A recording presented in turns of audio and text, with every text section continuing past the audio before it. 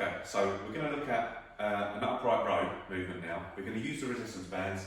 So this is a real easy one that you can do at home. Upright row is going to work shoulders. Okay, so it's going to work a little bit your traps up here, medial delts at the side of your shoulders, a little bit biceps as well. Good all-round one for the upper body. Depending on what band you use, you'd do this slightly differently, but it's not going to change drastically. If you've got one of these thicker bands, okay, this is a longer one, it's about 41 inches.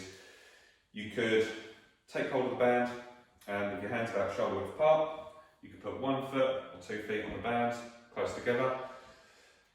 And we're thinking about having your palms facing towards your hips and we're driving those elbows up towards the ceiling, controlled on the way back down. To make it a little bit tougher, you take those feet a little bit wider. Same rules apply. If you wanted to make that even tougher with one of these bands, you would stand on both parts, and then it's going to be even harder. That one might be a little bit too tough. Let's say you haven't actually got one of those bands. You might have one of these ones, one of the tubed resistance bands with handles on the end, and Vicky's going to show you how we do this one. So, same sort of thing, you've got the handles there. You're going to stand on the band, okay? Maybe lean ever so slightly forward at the hip, not too much because that's going to change what muscles are being worked. Ever so slightly forward at the hip, and then she's just going to drive her elbows up towards the ceiling and then controlled on that way back down.